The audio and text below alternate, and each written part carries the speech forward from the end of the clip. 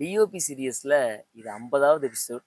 இந்த எபிசோடோட நம்மளுடைய ஃபர்ஸ்ட் டிஓபி சீரியஸ். அதாவது இப்போ நம்ம ஆரம்பிச்ச இந்த சீரியஸ் இதோட முடிஞ்சுங்க. இன்னொரு சீரியஸ் வந்து இன்னொரு 1 மாசமோ 2 மாசமோ கழிச்சு நாங்கள் அப்லோட் பண்றோம்.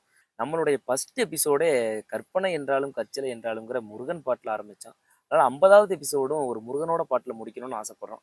அந்த வகையில இன்னைக்கு நம்ம எடுத்திருக்க முருகனோட பாடல் கார்த்தி அவர்கள் நடித்த சர்தார் படத்தில் இடம்பெற்ற இந்த பாடல்.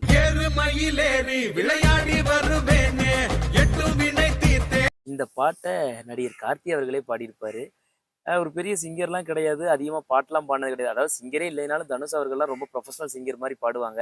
ஆனால் கார்த்தி அவர்கள்லாம் அவ்வளோ பாடினதில்லை. ஆனால் இவருடைய குரல் இதுக்கு ரொம்ப பொருந்தி போயிருக்கும். அதாவது என்னமோ சொல்லுவாங்களே, ப்ரொஃபஷனல் சிங்கருங்கிறனால மட்டும் எல்லா பாட்டுக்கும் அவங்களோட குரல் பொருந்தி போயிடாது அப்படின்னு சொல்லி எஸ்பிபியே ஒரு ஸ்டேஜில் சொல்லியிருப்பார். அதே மாதிரி ப்ரொஃபஷனலே இல்லைனாலும் ஒரு சிலருடைய குரல்கள் ஒரு சில பாட்டுக்கு பொருந்தி போகும். அந்த வகையில் இந்த பாட்டுக்கும் கார்த்தி அவர்களுடைய வாய்ஸ் பிரமாதமாக பொருந்திருக்கு.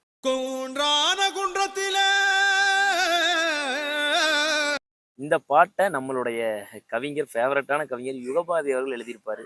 யுகபாரதி ரொம்ப எப்படி சொல்றது, கலோக்கியெல்லாம் எழுதியிருப்பார். அதாவது எப்படின்னா, முருகனை வந்து சின்ன பையன்லயே கொஞ்சம் பெரிய வேலையெல்லாம் பார்த்தவர் அப்படிம்பார்ல. பிஞ்சிலேயே பழுத்தால் என்று சொன்னாலும் கூட அப்பனே உனை வேண்ட அண்டாதே சோகம், அந்த மாதிரி எப்படி சொல்ற, ரொம்ப கலோக்கியலா அவருடைய டோன்ல இருந்து கொஞ்சம் இறங்கி, அதாவது அவர் கொஞ்சம் சீரியஸான பாடல்கள் எழுதுறவர்.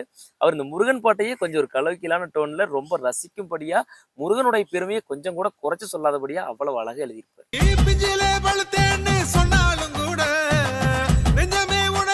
முருகன் பாட்டுனாலே நம்மளுக்கு ரொம்ப பிடிக்கும்.